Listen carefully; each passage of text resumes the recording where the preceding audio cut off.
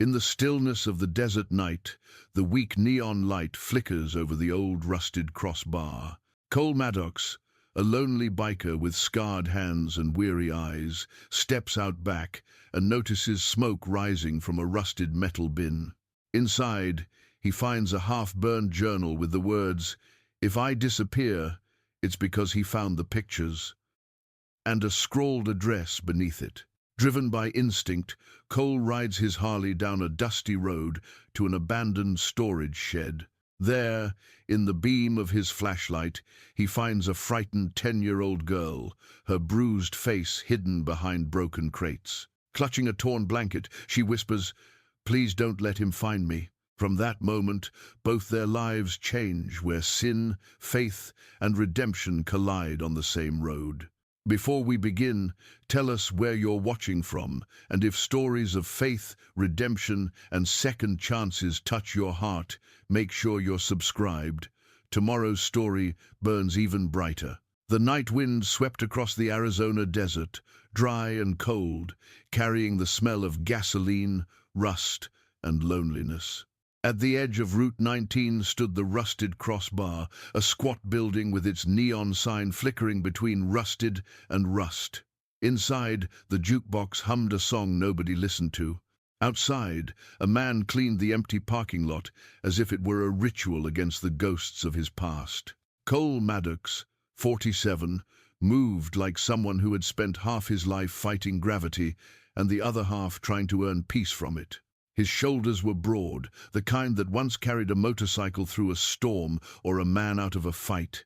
Tattoos wound across his arms, fading skulls, an angel wing torn in half, each a memory he never spoke of. His beard was short and peppered with grey, his eyes a muted steel blue that had seen more funerals than sunrises.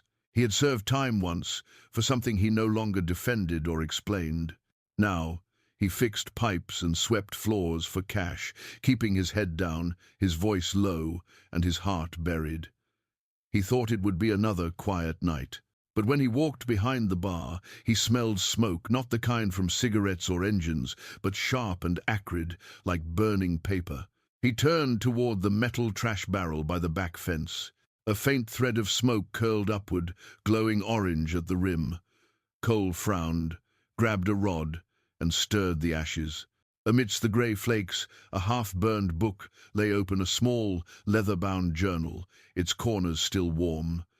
The edges were curled like the wings of a dying moth. He picked it up carefully, brushing off soot, and squinted at the blackened page. Most of the words were gone, devoured by flame, but one line survived, written in uneven, childish handwriting. "If I disappear, it's because he found the pictures."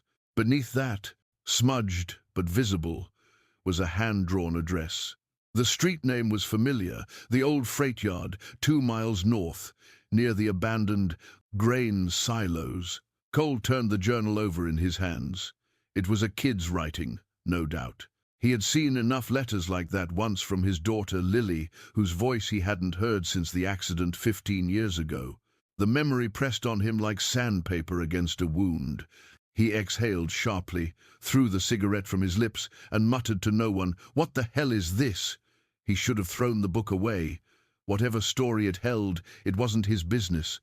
But the night had gone too still, and the line, "If I disappear," clung to his mind like a prayer. Against every lesson prison had taught him, Cole started his bike. The Harley roared alive, its engine echoing across the empty desert. He rode north, the wind cutting through his jacket, carrying the faint scent of burnt paper. The freight yard sat at the edge of town, swallowed by weeds and silence. Rusted containers leaned against each other like old drunks. A faded sign read Carter Supplies Co. The name meant nothing to him, but the air around the place was wrong, too still, too watchful. Cole parked, killed the engine, and listened. In the quiet, he heard it, a faint rustle, a hiccup of breath, maybe a sob. He moved slowly, boots crunching on gravel, until he saw a flicker of movement inside a collapsed storage shed. There, behind a stack of crates, huddled a little girl, thin, trembling, wrapped in a torn hoodie, far too big for her. Her hair was chestnut brown, tangled and dirty, her face streaked with dust and tears.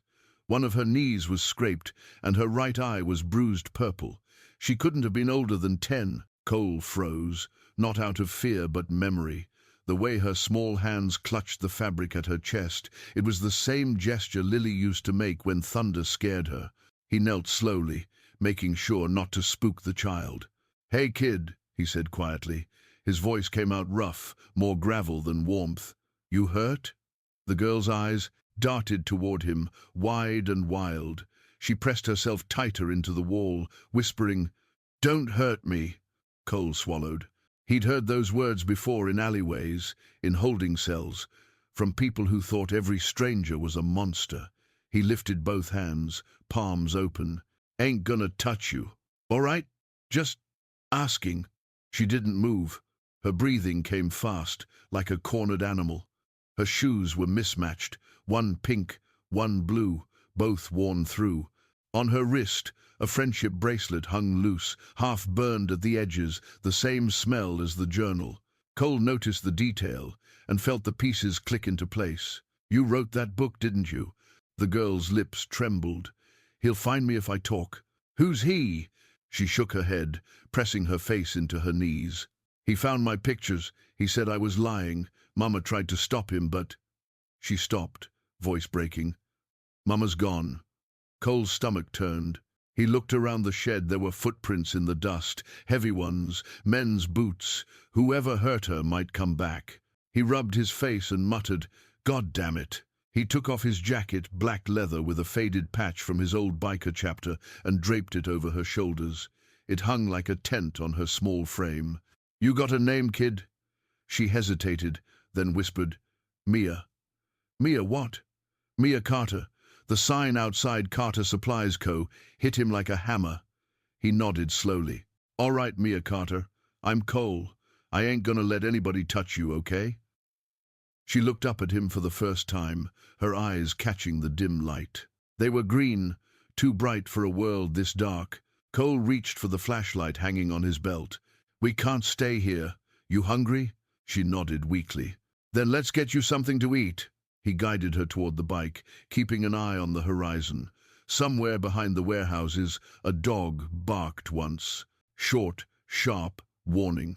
Cole felt the hairs on his arms rise. He knew that sound. It wasn't a stray.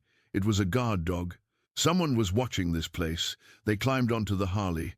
Mia clung to him, small arms wrapped around his ribs. The moment her cheek pressed against his back, something inside him cracked the old wall he'd built after losing Lily.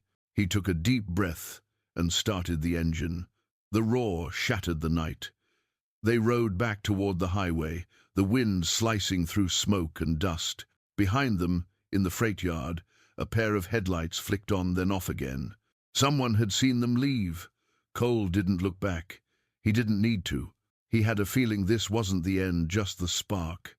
As the bar's neon light came back into view, he glanced over his shoulder. Mia was still awake, staring at the dark horizon with that same quiet fear. He reached back and squeezed her hand once. "It's all right, kiddo. You're safe now." He didn't know yet how wrong that sentence was. The morning broke over the Arizona desert with a thin strip of gold leaking through the dusty blinds of the rusted crossbar. The air inside still smelled of beer, steel, and motor oil, the perfume of the life Cole Maddox never truly escaped. He had set a plate of scrambled eggs and toast on the counter, watching the little girl from across the room as she ate like someone afraid the food might vanish any second. Mia Carter was even smaller in the daylight. Her hoodie hung off one shoulder, revealing bruises of different colors across her arms, some yellowing, others fresh. Her hair was a dull chestnut, matted in places, and her eyes were a green too bright for her gray world. She didn't talk much, only whispered thanks as if the word might cause trouble. When Cole had offered her food, she'd hesitated, waiting for him to take it back. That kind of fear wasn't learned overnight. It came from years of being punished for asking. Cole leaned against the bar, arms crossed, the morning light drawing hard lines across his tattooed forearms. He'd seen kids like her before, back when he ran with the Hells Angels chapter out of Tucson, the forgotten ones, the ones left behind when the world didn't want them. The difference was, this one had found him instead. "So," he began, his voice steady but rough, "you gonna tell me what this is about? That journal of yours?" Mia froze mid-bite. Her fork clinked against the plate. For a long moment, she said nothing. Then, in a voice barely above a breath, she whispered, "You read it?" "Only what the fire didn't eat," he said, watching her eyes flicker. "It said, if I disappear, it's because he found the pictures." "Who's he?" Her throat moved as she swallowed hard. "My stepdad," she said finally. "His name's Victor Ramos." Cole recognized the name like a bad taste. Ramos had been a mechanic with a mean streak, a man who drank too much, talked too loud, and kept company with people worse than himself. Years ago, Cole had seen him in the background of a photo from a drug bust connected to the Serpiente cartel. If that's the same man, then Mia wasn't just unlucky, she was hunted. "He works with bad people," Mia said, twisting the hem of her hoodie. "Mama found out. She told me not to look at his phone, but I saw pictures, girls, younger than me. They were scared. She tried to tell the police, but Victor knew somebody. He said he'd kill us both if we talked. The night before she died, Mama told me to burn everything." Cole's jaw tightened. "So you did?" She nodded. "I didn't mean to run. I thought he'd find me if I stayed." Cole rubbed a hand down his face, the calluses scraping against his stubble. He didn't want this. He wasn't the man who saved people anymore. But the image of the girl crouched behind those crates, eyes wide with terror, had branded itself in his head. He couldn't wash it out. He poured himself a coffee, black and bitter. "All right, kid," he said finally. "You're safe here for now. We'll figure it out."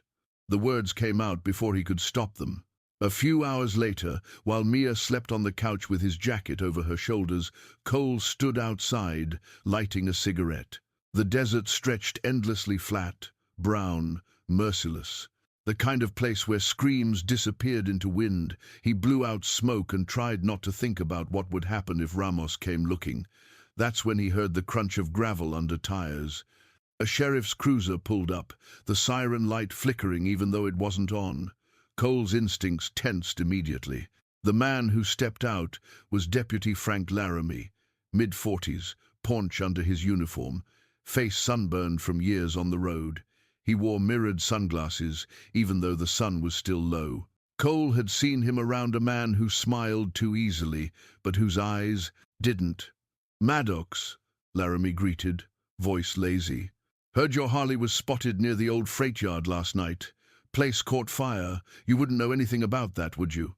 Cole took a long drag before answering. "Just taking a ride. Didn't see any fire." Laramie smirked. "That's so. Funny thing, though. The owner of that property, Victor Ramos, he's saying someone broke in. Said maybe a drifter or an ex-con." Cole's fingers tightened around his cigarette. "You tell Victor he ought to keep better company. That place looked like a graveyard." The deputy's smile didn't fade. "Sure. You mind if I take a look inside?" "Yeah, I mind." A long silence stretched between them, hot and brittle. Laramie's jaw flexed once. Then, almost casually, he said, "You still riding under that old patch? The Angels?" Cole's voice dropped. "Not for a long time."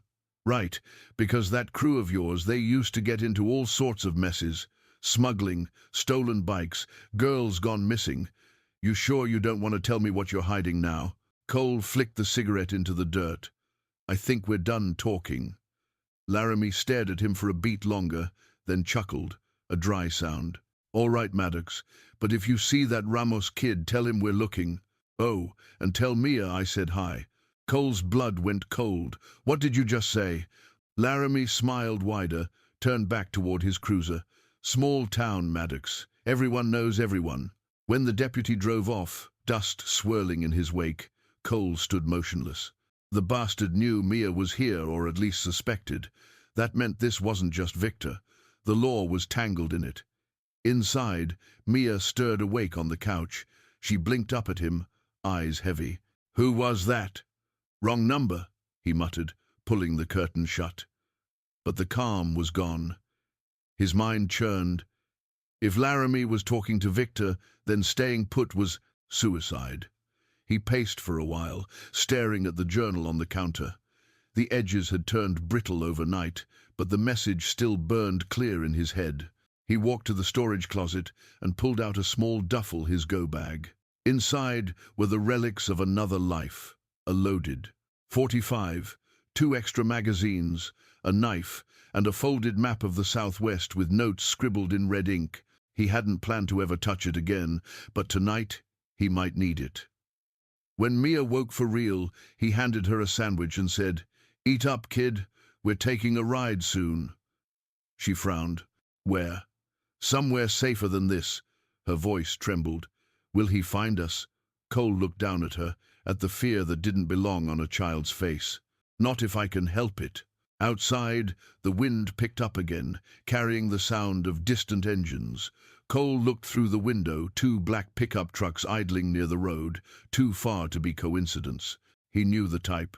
Cartel scouts. He turned to Mia, forcing calm into his tone. "Grab your shoes, sweetheart. Time to move." The girl didn't ask questions. She just obeyed, quick and quiet, as if she'd done it all her life. As Cole wheeled the Harley out from the side of the bar, he caught sight of the morning sun glinting off a bullet hole in the old fence fresh. Someone had been here, watching. He swung a leg over the bike and helped Mia climb behind him. "Hold on tight," he said, voice low but steady. The engine thundered to life, drowning out every doubt he had left. As they sped down the highway, the wind howled like a warning. Cole didn't look back because he already knew what he'd see. Dust rising, engines following, and a storm that had just begun. Night fell fast over the desert, swallowing the last trace of sunlight behind jagged hills of stone. Cole Maddox rode through it like a shadow, his Harley's headlight cutting a lonely path across the sand. The wind hit hard, carrying dust that stung his eyes, but he didn't slow down. Mia clung to his back, her small hands gripping his jacket tight, her cheek pressed against the rough leather that still smelled faintly of smoke and engine oil. The girl didn't speak, not since they'd left the bar. Her silence weighed heavier than the night itself. Cole kept glancing at the mirrors. A pair of headlights had followed them for miles before fading into the black. Maybe just a truck, maybe not. His gut, sharpened by years of running with men who lived by instinct, told him to keep moving. After nearly 2 hours, he spotted a flicker of light ahead, a small roadside diner called Dusty's Grill, the kind of place that hadn't seen a fresh coat of paint since the 80 seconds. Its neon sign buzzed weakly in the wind, one letter dead. He pulled into the lot and cut the engine. The silence that followed was so sudden it felt unreal. Mia slipped off the bike and hugged herself against the chill. Inside, the diner smelled of burnt coffee and old grease. A single waitress worked the counter, Betty Lou, late 50s, heavy-set but graceful in her movements. Hair dyed a stubborn red that glowed under the fluorescent lights. Her lined face showed years of cigarette smoke and desert wind. When she looked at Cole, she didn't flinch the way most people did around tattooed men in leather. She just nodded, sliding 2 menus toward him. "What'll it be, hun?" she asked, her voice hoarse but kind. 2 burgers, 2 coffees. Make one of them extra light, lots of sugar," Cole said. The waitress glanced at Mia and smiled faintly. "Sugar's good for the soul," she said, pouring from a chipped pot.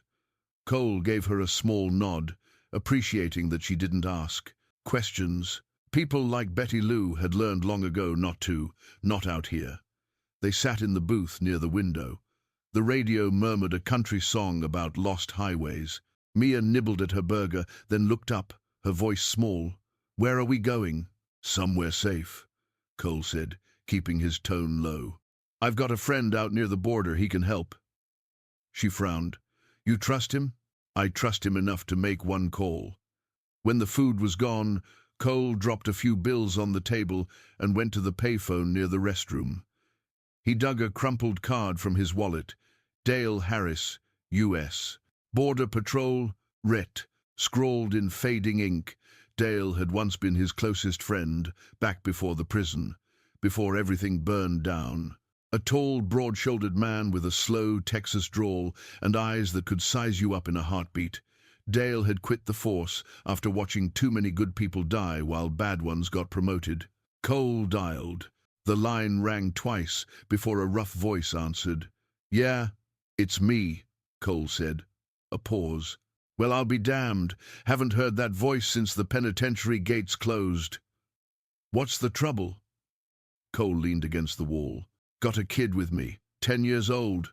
Name's Mia Carter. Her old man's mixed up with the Serpiente. They killed her mother. Now the law says I kidnapped her." Another pause. Then Dale's tone hardened. "They running a smear? Jesus! Those bastards are everywhere now. Listen, you need to get off the main roads. You're probably tagged already." Cole glanced toward the diner's TV. The news anchor's voice was faint, but the words hit hard. Local ex-convict Cole Maddox wanted for child abduction. Authorities believe he may be armed and dangerous. His own mugshot filled the screen, younger, meaner, a version of himself he'd tried to bury. Mia saw it too. Her face paled. "They think you're bad," she whispered. Cole clenched his jaw. "They think what they're paid to think." "On the line," Dale sighed. "Where are you?" "Near Route 9, Dusty's Grill. Too exposed. Head south.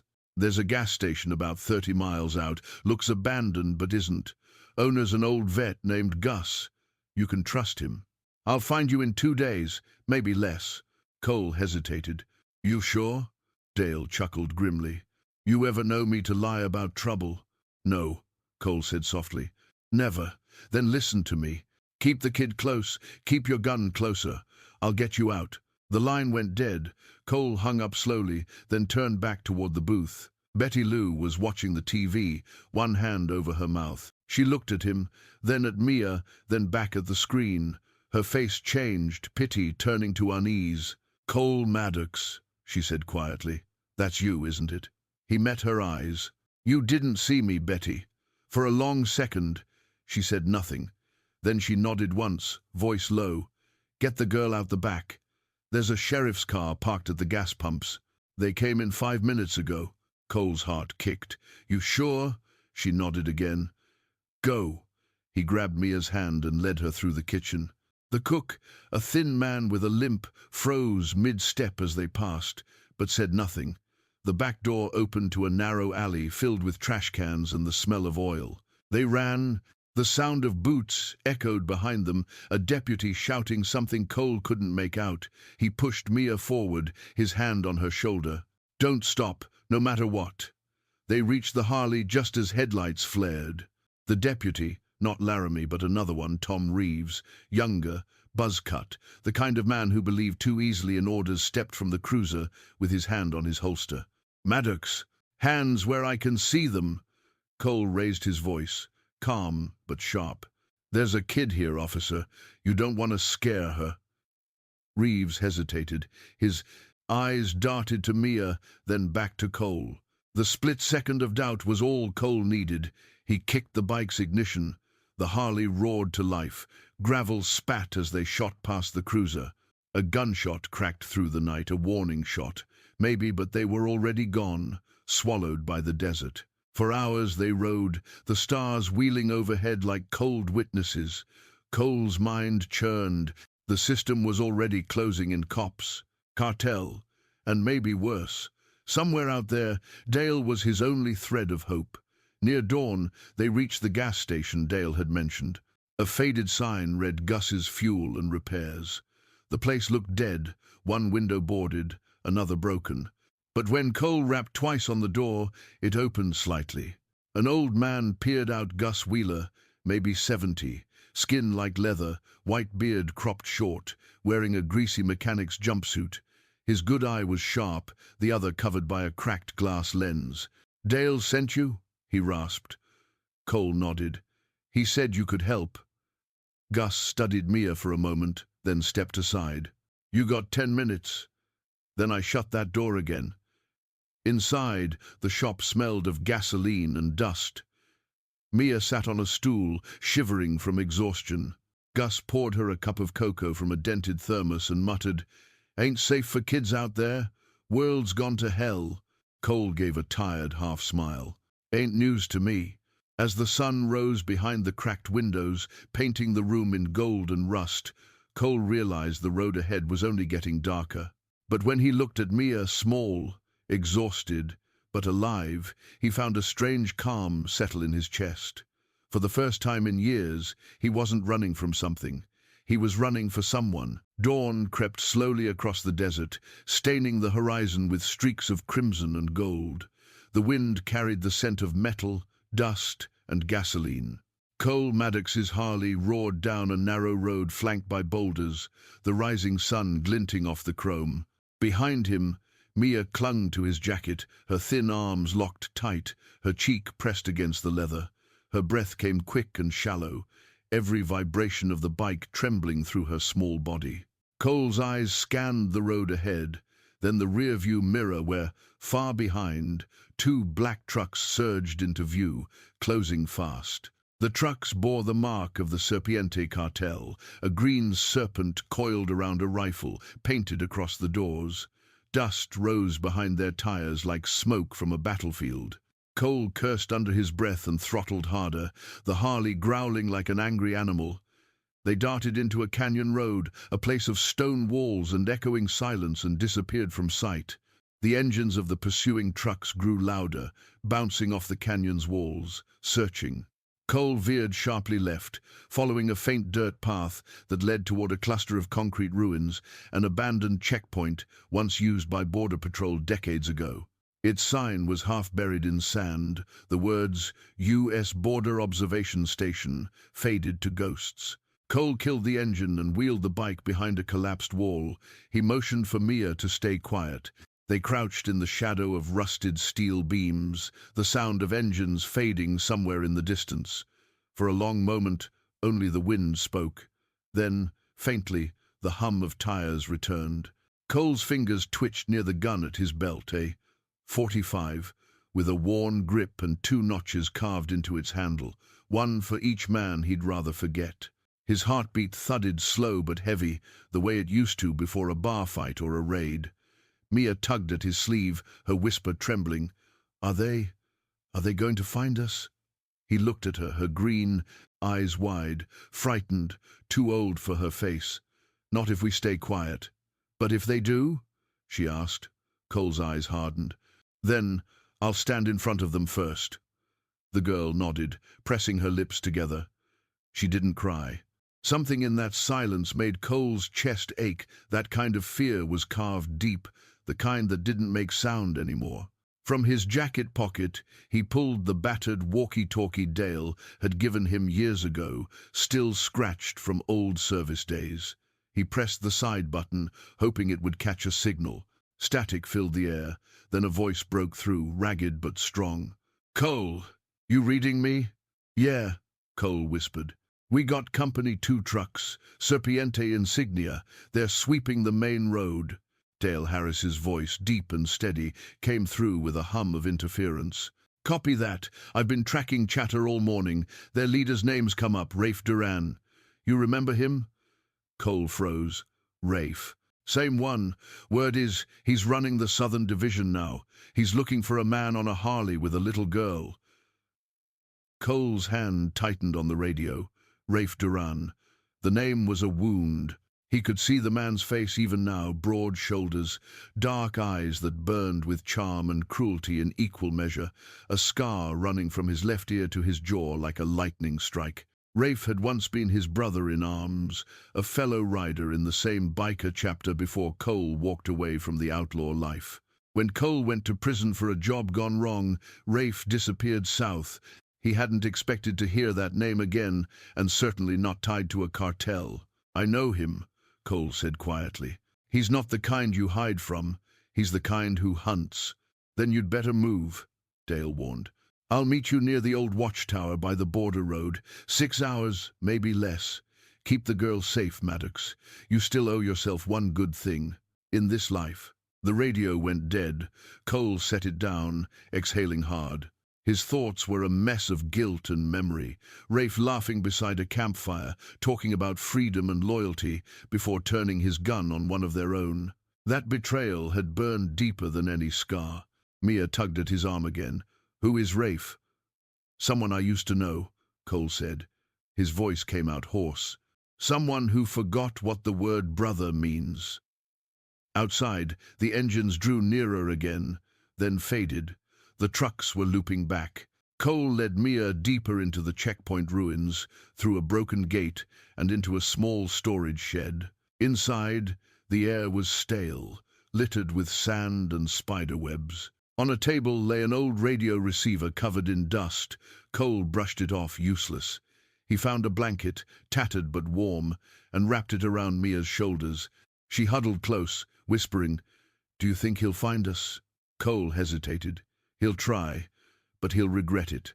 Hours passed. The sun reached its brutal peak, the heat shimmering through cracks in the walls. Cole didn't sleep, only sat watching the horizon through a hole in the concrete.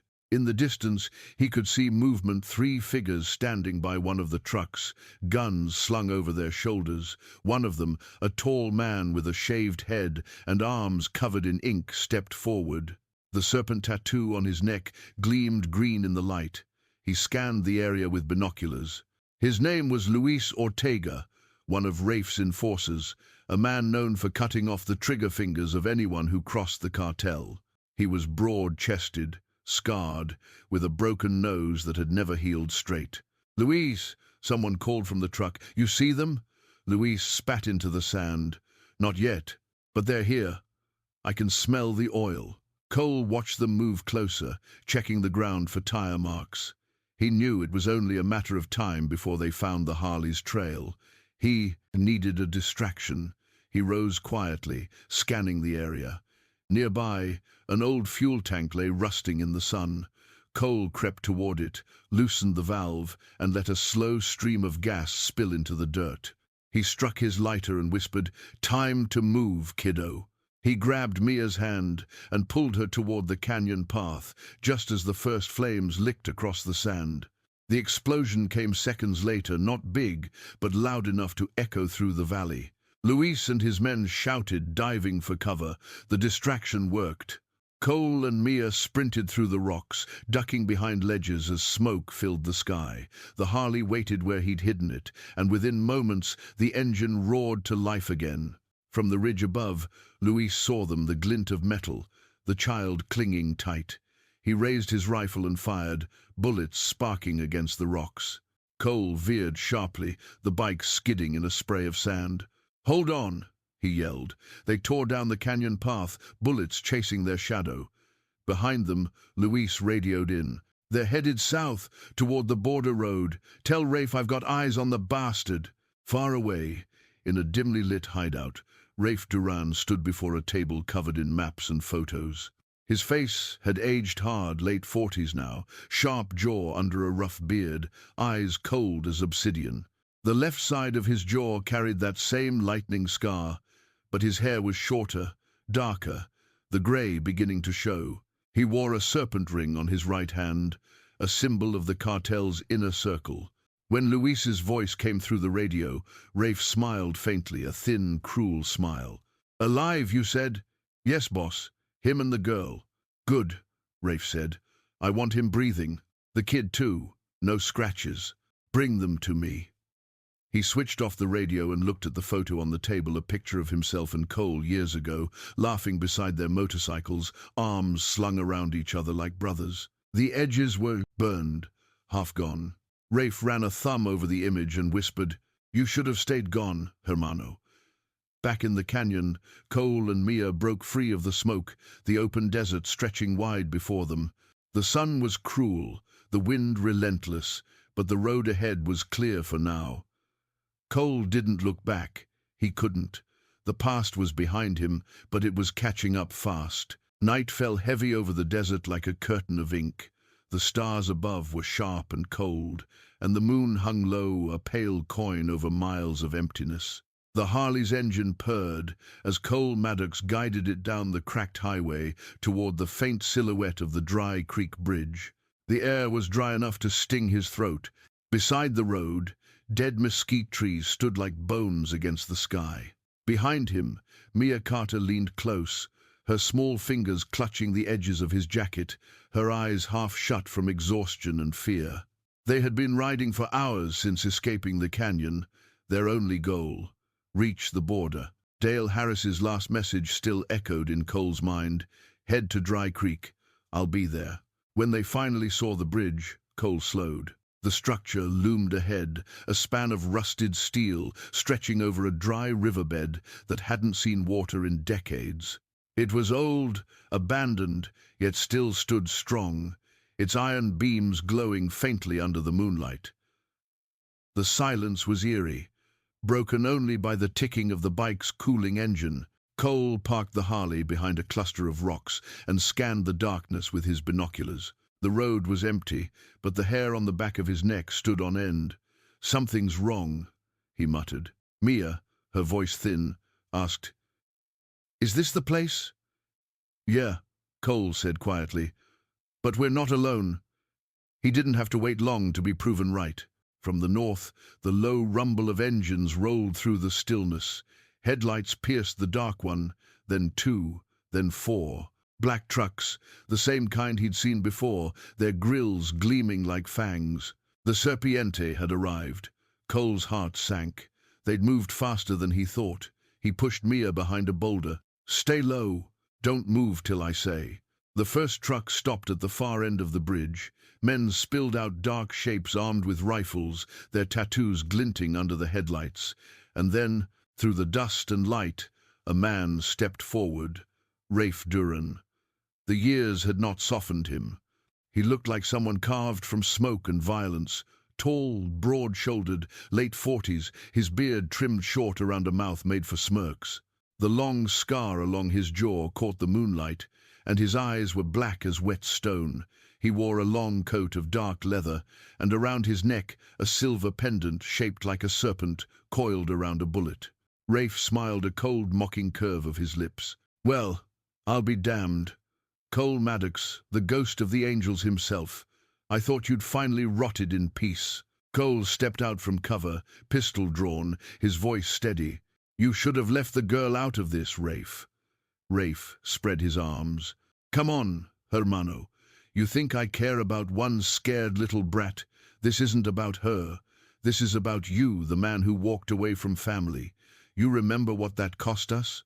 "I remember enough," Cole said, his jaw tight. "You sold your soul to the cartel." Rafe chuckled. "I traded it for power. You could have had it too, if you hadn't grown a conscience." He tilted his head. "Now look at you babysitting a stranger's kid on a stolen bike. You always did pick lost causes." Cole's finger twitched near the trigger, but he held back. Behind Rafe, more men climbed out of the trucks, forming a semicircle. One of them, Luis Ortega, the bald, tattooed brute from the canyon, cracked his knuckles and spat into the dirt. "Want me to take him alive, boss?" Rafe nodded slowly. "Try not to break him too much." Before Luis could move, a sharp whistle cut through the air. Then came the sound of another engine, smaller, faster, approaching from the south. Cole's chest tightened. Headlights flared from the opposite side of the bridge, and a convoy of unmarked vehicles screeched to a halt. Doors swung open. Men in tactical gear poured out, their laser sights slicing through the darkness. From behind the leading SUV stepped Dale Harris, tall, rugged, with a gray beard that made him look more like a frontier lawman than an ex-agent. His desert-brown jacket bore a faint patch of his old Border Patrol insignia, and his face carried the weathered calm of someone who'd seen too much. A deep scar ran along his left wrist, a reminder from years past when a smuggler's knife nearly ended him. He raised a bullhorn. "Drop your weapons, Serpiente, you're outnumbered." Rafe laughed, spreading his arms. "Outnumbered? You think that scares me?" The bridge erupted. Gunfire cracked through the night like thunder, bullets striking metal beams, sparks flying in showers of orange. Cole dove behind a support column, pulling Mia down with him. The roar of engines, the screams, and the sharp clang of ricochets filled the air. Dale's team advanced, moving in tactical rhythm. Rafe's men fought back with wild precision. Luis, grinning through the chaos, hurled a grenade toward the barricade. It hit a beam, exploded mid-air, lighting the bridge in a wave of red and smoke. Cole fired back, his shots clean, deliberate. 2 cartel men fell before he ducked again, reloading fast. His ears rang, the metal floor vibrating beneath him. "Mia!" he shouted, but the girl was gone. His stomach dropped. He scanned the bridge through the smoke. He saw her small figure crawling under a truck, trying to hide. But it wasn't just a truck. It was a cargo hauler, one of Rafe's. The back doors hung open, revealing a sickening sight. Inside were dozens of women, bound and gagged, their eyes hollow with fear. Mia froze, trembling. Cole felt rage surge through him like fire in his veins. That journal hadn't lied. These were the women Mia's mother had tried to save.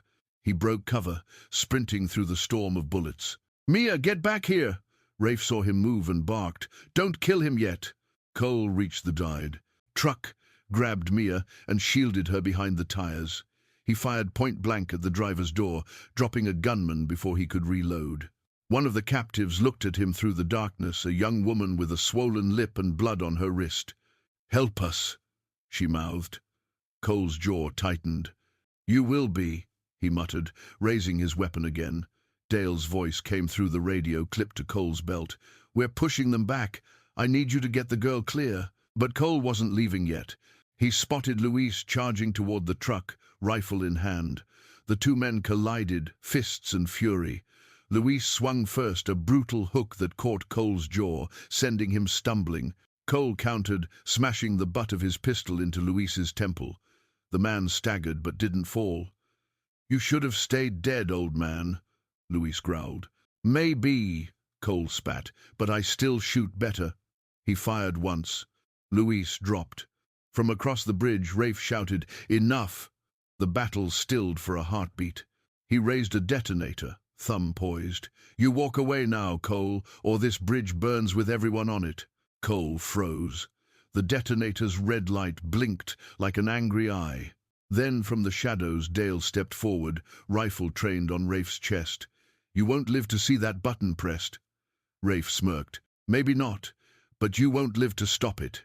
The standoff stretched thin as wire. Cole could feel Mia trembling behind him. He took 1 step forward, voice low. "You wanted me alive, Rafe. Now you've got me. Let the girl go." Rafe's smile wavered just for a second. "You always did have a soft spot for the helpless." Cole's finger tightened on the trigger. Somewhere behind them, one of Dale's men fired a single shot. It hit the detonator, shattering it in Rafe's hand. Gunfire exploded again, wild and chaotic. Cole grabbed Mia, dragging her toward the bridge's far end. Dale's team closed in, driving Rafe's men back toward the trucks. The sound of engines retreating echoed as the Serpiente convoy peeled away into the desert night, leaving smoke, fire, and bodies behind. By the time the shooting stopped, the sky had begun to pale. Cole stood at the edge of the bridge, breathing hard, Mia clutching his arm. Dale walked up beside him, dirt streaked across his face, eyes heavy. "You did good, brother," he said quietly. Cole didn't answer. His gaze lingered on the truck full of rescued women and the blood drying on his hands. The war wasn't over, but for tonight at least, they were still alive. Smoke still clung to the desert air long after the gunfire died. The Dry Creek Bridge trembled under its own weight, the steel beams groaning as if the earth itself were exhausted from violence. Cole Maddox's body ached with every breath. His shoulder was grazed by a bullet, his ribs felt cracked, and blood seeped through the sleeve of his jacket. But the adrenaline kept him moving. He could hear Mia crying somewhere near the truck, her voice small and raw. He stumbled toward her through the haze. The acrid stench of fuel filled the air. One of the trucks had been hit in the crossfire, leaking gasoline that shimmered under the moonlight. Dale Harris shouted orders to his men at the far end of the bridge, his voice calm but firm. Cole crouched beside Mia, brushing soot from her face. "You okay, kiddo?" She nodded weakly. "Are they gone?" "For now." He tried to smile, but pain twisted his mouth instead. "We're not done yet." Behind them, Dale's men were rounding up the surviving cartel soldiers, forcing them to the ground. The women they'd freed from the truck were being led to safety. But Cole's eyes weren't on them. He was staring at the far end of the bridge, where two more trucks, heavier, newer, untouched, idled in the shadows. One of them was Rafe's. Rafe Duran hadn't left. Cole saw him through the smoke, standing tall beside the headlights, his coat flickering in the heat like the wings of a devil. His face was streaked with ash, but his eyes burned steady. When he spoke, his voice carried easily across the dying wind. "Still alive, hermano. You never did know when to quit." Cole rose to his feet, gun in hand. "You should have stayed gone, Rafe." Rafe smirked. "You always say that, but look at us. Same road, same guns, same damn ghosts." He took a step forward, the serpent pendant glinting on his chest. "You ruined me, Cole. You left me to rot while you hid behind prison bars. You think I don't remember?" Cole's grip tightened on the gun. "You sold out the club. You killed two brothers to buy your freedom." Rafe's smile faltered. "I survived. There's a difference." They stood like that for a long moment, the past hanging between them like smoke. Then Rafe snapped his fingers. One of his men, a thin, sharp-faced gunman with cold eyes and a scar cutting through his eyebrow, stepped out from behind the truck, aiming an assault rifle. His name was Carlos Vega, mid-30s, once a street racer before the cartel turned him into a killer. Fast, quiet, loyal only to money. "Kill him," Rafe said simply. Carlos raised his rifle. Cole moved first. His shot cracked through the night, hitting Carlos square in the chest. The man staggered, fell, his weapon clattering to the steel floor. Rafe didn't flinch, just smiled again, bitterly. "I never wanted you dead, Cole," he said, "but maybe you were right. Maybe one of us has to burn for this to end." Cole's heart hammered. Around him, the air was thick with the smell of leaking fuel. He looked at the trucks, both of them loaded with crates, stamped with cartel markings. The same kind of cargo Rafe had used for years to smuggle guns and people across the border.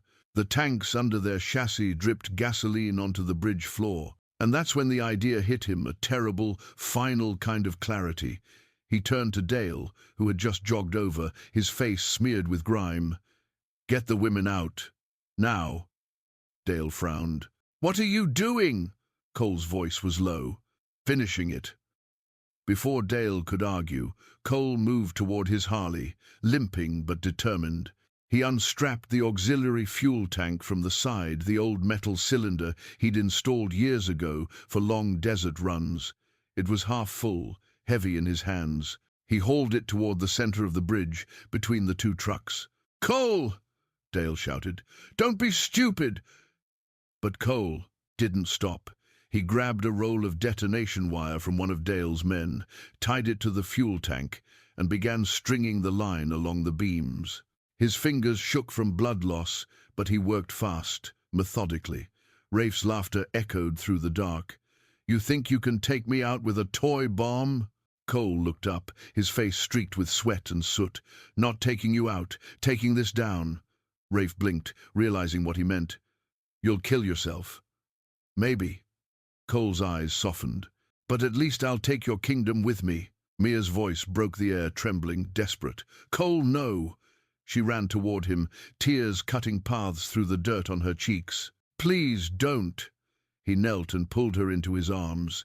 His hands, rough and scarred, cradled her small shoulders.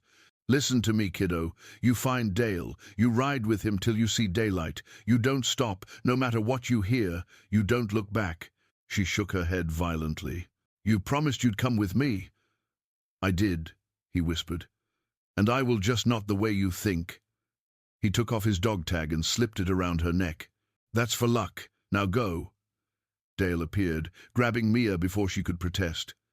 "Come on, sweetheart. We have to move." Cole watched them disappear into the smoke. Then he turned back to Rafe. The two men stood facing each other in the growing firelight. Rafe's expression hardened. "You think dying makes you a hero?" Cole climbed onto the Harley, blood dripping onto the steel beneath him. "Heroes are overrated." He twisted the throttle. The engine roared to life, its sound echoing through the valley one last time. The flames from the leaking fuel began to crawl toward the bridge's center, licking at the edges of the wires. Rafe raised his gun, shouting over the noise. "You'll never kill me, Maddox." Cole looked up, eyes calm for the first time in years. "Then I'll kill the road you built." He kicked the bike into gear and sped forward, straight at Rafe's truck. The Harley's tires screamed across the steel. For a heartbeat, the world held its breath, then the bridge erupted. The explosion tore through the desert night, a bloom of orange and white swallowing everything in its path. The ground shook, and a wall of heat rolled out like a wave. The iron beams groaned, twisted, and began to collapse. Dale, shielding Mia behind the rocks at the far end, watched as the bridge fell into the ravine. "Goddamn fool," he muttered, his throat tight. When the flames finally died down, the night was quiet again, except for the crackle of burning steel. Dale scanned the wreckage, and then he saw movement, a shape crawling from the debris, coughing, bloodied but alive. It was Cole. Dale ran to him, sliding down the gravel. "Jesus, you're lucky I'm still stupid enough to come back for you." Cole's lips curled in a faint smile. "Guess I'm hard to kill." Dale hauled him up, half carrying him away from the burning wreck. Behind them, the bridge continued to crumble, sending sparks into the ravine below. Cole's eyes fluttered, his strength fading. "Tell the kid," Dale squeezed his shoulder. "You can tell her yourself when you wake up." Cole tried to laugh, but it came out as a rasp. Then the darkness took him. The last thing he heard before everything went silent was the wind carrying the faint sound of a Harley's engine, Mia riding toward the border, just like he'd told her. The morning sun rose pale and cold over the desert, spilling light over the wreckage of the Dry Creek Bridge. Smoke still curled upward from the twisted beams, now nothing more than black ribs against the brightening sky. The air reeked of burnt metal and oil. Amid the chaos, Border Patrol trucks lined the ridge, their radios crackling faintly. 2 agents combed through the brush near the ravine. One of them, Agent Ramirez, a woman in her mid-30s with sharp eyes and dark hair, tied into a tight bun, froze when she saw a small figure half buried in the sand. "Over here!" she shouted, sprinting forward. It was Mia. The girl lay unconscious, her face pale under a layer of dust. Her hands clutched something tight to her chest, a half-burned journal, its pages blackened and curled. Ramirez knelt beside her, brushing away the ash. "She's alive," she murmured. "Barely." Paramedics rushed in, wrapping Mia in a blanket and lifting her onto a stretcher. As they carried her toward the medical tent, one of the agents tried to pry the journal from her grip. She wouldn't let go, even in her sleep. Her fingers refused to loosen. Hours later, at the edge of the crash site, Dale Harris stood beside an FBI investigator. His clothes were streaked with soot, his expression hollow from exhaustion. Special Agent Nora Kingsley, early 40s, tall and composed, with silver strands in her black hair, flipped through a notebook as she spoke. Her tone was calm but firm, the tone of someone who had spent too many years watching men destroy themselves for justice. "So you're telling me," she said, "this entire operation was built off what's in that girl's journal?" Dale nodded. Her mother kept notes, names, routes, bank transfers. The Serpiente were using freight companies as covers for trafficking runs. She tried to hand it to the police, but half of them were bought. Kingsley's brows furrowed. "And Maddox? He knew? He found her, protected her." Dale paused, glancing toward the wrecked bridge. "And paid the price for it." Kingsley closed her notebook. "The Bureau will take it from here. That journal, if the intel holds up, could bring down the whole syndicate." "It will," Dale said quietly. "That kid's got more courage than half the men I ever served with." When the agents left, Dale walked toward the field tent where Cole lay. The medics had done what they could. Bandages wrapped his chest and shoulder, and an IV line ran to his arm. His skin looked pale against the white sheets, his breath shallow but steady. When Dale entered, Cole's eyes flickered open. "Still alive," he rasped. Dale pulled up a chair. Barely. You really know how to make an exit? Cole chuckled weakly. You should have seen the view. They sat in silence for a moment. Outside, the sound of helicopters echoed faintly. Dale finally spoke. The FBI's taking the girl to a safe facility. They've got everything they need from that journal. The Serpiente's finished. Cole nodded slowly, his gaze distant. Good. You'll need to testify, Dale said. You'll probably walk away a free man after what you did. Cole gave a small, tired smile. Nah. You and I both know I broke a dozen laws out there. Explosives, theft, resisting arrest. Under the circumstances, Cole interrupted softly. It's okay, Dale. I've spent most of my life breaking things. Maybe this time I fix something by staying put. Dale's jaw tightened. You don't have to do this. Cole looked at him, his friend, his last tether to a world that wasn't ash. Least this time, I did something right. He reached into his pocket and handed Dale his lighter, the old chrome one with the snake engraving. Give that to her when she's ready. Tell her it ain't about fire. It's about what you light next. Months passed. The Serpiente cartel collapsed under the Grufi, weight of its own corruption. Dozens of high-ranking members were arrested, along with police officers, judges, and businessmen, whose names had filled Mia's mother's journal. The story made national headlines. Girls Burn Journal exposes human trafficking empire. Cole Maddox was sentenced to 5 years in federal prison for unlawful use of explosives and obstruction, but the court acknowledged his role in dismantling the cartel. He served his time quietly, without appeal. Dale visited once a year, each time bringing news of Mia, her foster placement, her schooling, her writing. And then, years later, Cole's name disappeared from the papers. People forgot, as they always did. But one girl never did.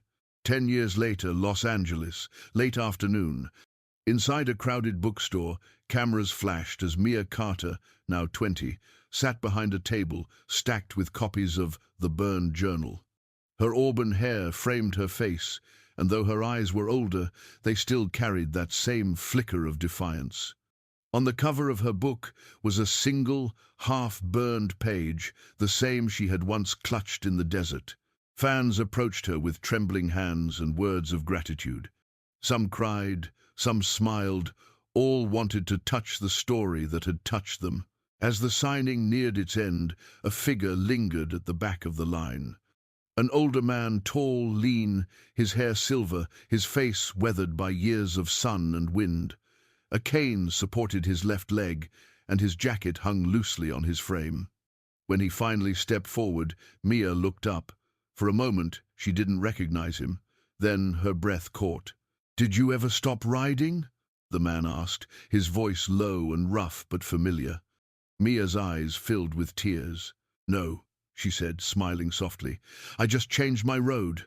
Cole Maddox smiled, that same small, crooked smile she remembered from a lifetime ago. He placed an old chrome lighter on the table. "Figured you might need this." She picked it up, running her thumb over the snake engraving. "You kept it? Never learned to quit my bad habits," he said, chuckling. Outside, the sun had begun to set. Cole turned toward the parking lot, where a restored Harley waited silver, old-fashioned, gleaming in the golden light. He looked back at her. "You coming?" Mia hesitated, then laughed through the tears. "Always." Moments later, they rode side by side down the highway, wind in their hair, the horizon burning orange and pink. The road stretched endless ahead, not a chase, not an escape, just a continuation. Behind them, a few pages from the Burned Journal fluttered free from Mia's satchel, caught by the wind. They danced in the air, glowing in the sunset, the pages that once burned, now reborn in light. Sometimes, miracles don't come with thunder or light.